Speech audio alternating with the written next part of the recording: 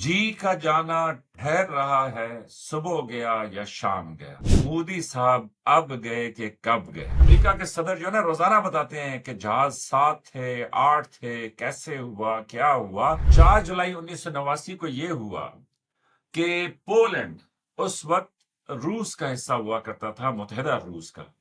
तो पोलैंड में एक कर्नल निकोलाई थे। तो पोलैंड की एक एयरफील्ड से उन्होंने एक मिग 23 तैयारा कि जो रूसी साख्ता तैयारा था, रूस का बना हुआ था, वो उन्होंने उड़ाया। कर्नल निकोलाई ने तो इजेक्ट कर लिया। तो जैसे ही उन्होंने इजेक्ट कर दिया तो उसके बाद जो मिग 23 तैयारा था वो ऑटो पायलट मोड में चला गया। पायलट कंट्रोल टावर को बता रहे हैं कि हजूर, इस जहाज की कैनोपी नहीं है, वो जो पायलट के ऊपर एक कैनोपी होती है। जो बेल्जियम की फिजाइया थी, उन्होंने ये फैसला किया कि जैसे ये नॉर्थ सी में गिरेगा तो हम इस तैयारे को तबाह कर देंगे। कि मोदी साहब के साथ खड़े होकर कंधे पे हाथ रख के मैं सुनाऊंगा कि कैसे पाकिस्तान ने हिंदुस्तान के जहाज गिराए। जी का जाना ठहर रहा है, सुबह गया या शाम गया। गालिबन मीर तकी मीर का शेर है। और ये शेर मैं जोड़ रहा हूं इंडिया के प्राइम मिनिस्टर, प्रधानमंत्री मोदी साहब के साथ, कि जिनके बारे में अब शुनीद ये है कि हिंदुस्तान में ये बातें शुरू हो गई हैं कि मोदी साहब अब गए कि कब गए। लेकिन जाएं या ना जाएं, अमेरिका के सदर लगातार मुसलसल उनको आवाजें दे रहे हैं, ललकार दे रहे हैं, उनका जिक्र कर रहे हैं। लेकिन मोदी साहब ना अक़वाम मुत्तहिदा गए, ना G20 गए, ना आसियान गए, ना साउथ कोरिया गए।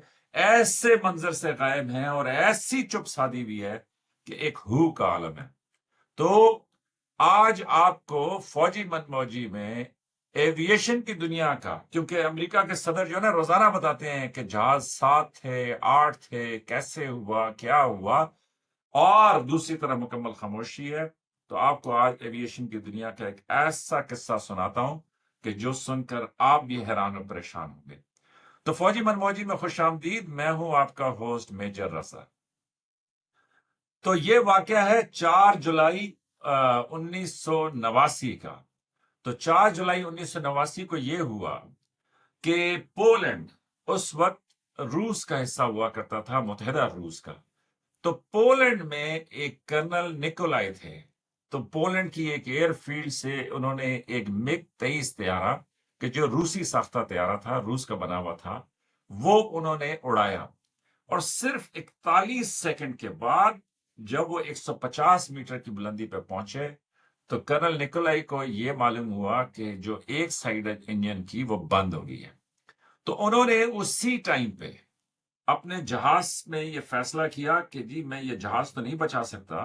तो पायलट फिर एक एक्शन लेता है कि वो इजेक्ट कर देता है। तो कर्नल निकोलाई ने अपने आप को इजेक्ट किया और उनका ख्याल ये था कि ये जो तैयारा है ये उड़ता हुआ, क्योंकि इसकी हाइट इतनी कम हो चुकी है कि ये उड़ता हुआ जाके बाल्टिक सी में गिर जाएगा। तो कर्नल निकोलाई ने तो इजेक्ट कर लिया। तो जैसे ही उन्होंने इजेक्ट कर दिया तो उसके बाद जो मिग 23 तैयारा था वो ऑटो पायलट मोड में चला गया। और आप मानेंगे कि वो 150 मीटर की बुलंदी यानी 500 फुट की बुलंदी से उड़ता उड़ता उड़ता कई मुल्कों के ऊपर से होता हुआ 1000 किलोमीटर के बाद और 1 घंटे की फ्लाइट के बाद बिलाखिर जाके गिरा। और उस 1 घंटे में और उस 1000 किलोमीटर की फ्लाइट में, कि जो एक हैरान कुन फ्लाइट थी इस तैयारे की, वो मशरकी जर्मनी, मगरबी जर्मनी और फिर उसके बाद नीदरलैंड जो कि हॉलैंड कहलाता है, और उसके बाद फिर बिलाखिर वो बेल्जियम में जाके गिरा। और इस दौरान नेटो के रडार जो थे उन्होंने इस तैयारे को डिटेक्ट कर लिया और मशरकी जर्मनी और मगरबी जर्मनी के ऊपर अमेरिकन जो F-15 जहाज थे वो उड़े और वो इस तैयारे के साथ साथ गए। पायलट कंट्रोल टावर को बता रहे हैं कि हजूर, इस जहाज की कैनोपी नहीं है, वो जो पायलट के ऊपर एक कैनोपी होती है। और फिर वो उसको कहते हैं कि पायलट भी नहीं है। तो वो हैरान रह जाते हैं कि ये जहाज बगैर पायलट के, क्योंकि 1989 की मैं बात कर रहा हूं, कि कैसे उड़ता हुआ जो है ये जा रहा है। तो बहरहाल फौजी SOP के मुताबिक होता यह है कि मेरी मार के इलाके में अगर जहाज आ गया है اور اگر اس نے کوئی گڑبڑ نہیں کی، وہ جا رہا ہے تو میں اس کے ساتھ ساتھ جاؤں گا، لیکن اگر میری مار کے علاقے سے وہ باہر نکل گیا تو پھر اگلے جانن انہوں کا کم جانے۔ تو امریکی پائلٹس نے یہ کیا کہ جیسے ہی وہ پائلٹ جرمنی سے آگے گیا، سوری وہ جہاز جرمنی سے آگے گیا، پائلٹ تو خیر وہ پولینڈ میں رہ گیا تھا، تو جہاز جرمنی سے آگے گیا تو وہ واپس آ گئے، اور اب یہ طیارہ جو ہے وہ اڑتے اڑتے نیدرلینڈز کے اوپر سے ہوتا ہوا بیلجیم کے اوپر پہنچ گیا۔ اور جو بیلجیم کی فضائیہ تھی، انہوں نے یہ فیصلہ کیا کہ جیسے یہ نارتھ سی میں گرے گا تو ہم اس طیارے کو تباہ کر دیں گے۔ لیکن ہوا کیا کہ اس وقت تک طیارے کا فیول جو ہے، جو اس میں پیٹرول ہوتا ہے، وہ ختم ہو گیا اور وہ طیارہ گر گیا، اور گرا بدقسمتی سے ایک ایسے مکان کے اوپر کہ جہاں پہ ایک 18 سال کا نوجوان لڑکا جو اسٹوڈنٹ تھا، اور اسی دن اپنے پہلے پیریڈ میں ٹیسٹ دے کے آیا تھا، اور اس نے کہا کہ میں تھوڑا آرام کر لیتا ہوں، تو وہ گھر آ کے لیٹا تھا، اکیلا تھا اپنے گھر میں، اس کا نام تھا ویم ڈیلاری، تو وہ اس میں موجود تھا، تو وہ اس گھر کے اوپر وہ طیارہ جو ہے وہ گر گیا، اور اس سے ویم ڈیلاری جو ہے وہ ہلاک ہو گیا۔ تو دیکھیں 9:14 پہ کرنل نکولائی نے جہاز اڑایا، اور 9:14 پہ دیکھیں 9:14 کے اوپر کرنل نکولائی نے جہاز اڑایا، اور 1 گھنٹے کے بعد 1000 کلومیٹر کے سفر کرتے ہوئے یہ جہاز بالآخر بیلجیم میں جا کے گرا، تقریباً 10 کے قریب۔ تو بہرحال جو ڈیلاری فیملی تھی ان کا تو بہت نقصان ہو گیا، ان کا دل ٹوٹ گیا، جو بیلجیم کے لوگ تھے وہ سخت پریشان ہو گئے، پورے ملک میں ایک الرٹ ہو گیا، نیٹو میں ایک ریڈ الرٹ ہو گیا، ادھر بھی بہت غصہ تھا، اور جو سوویت سے جو روسی تھے وہ مکمل خاموش رہے۔ بہرحال 12 گھنٹے کے بعد روس سے جو ان کی وزارت دفاع تھی وہاں سے ایک میسج نکلا جس میں انہوں نے اس کو ایک حادثہ قرار دیا، اور 1 دن کے بعد جو روس کے اس ٹائم پہ سپریم کمانڈر تھے میخائل سرگئی گورباچوف، جو اس ٹائم پہ پیرس میں تھے، انہوں نے تعزیت کی، اور پھر انہوں نے اس کی ذمہ داری لی، اور ساری بات جو ہے وہ بیلجیم کی وزارت دفاع کو سمجھائی اور نیٹو کو بھی بتائی۔ تو نومبر 1989 میں بالآخر سوویت یونین نے بیلجیم کو 6,25,000 یورو جو ہیں وہ ادا کیے، جس میں سے زیادہ تر جو ہیں وہ اس فیملی کو گئے، اور یوں یہ بات جو ہے وہ اپنے انجام کو پہنچی۔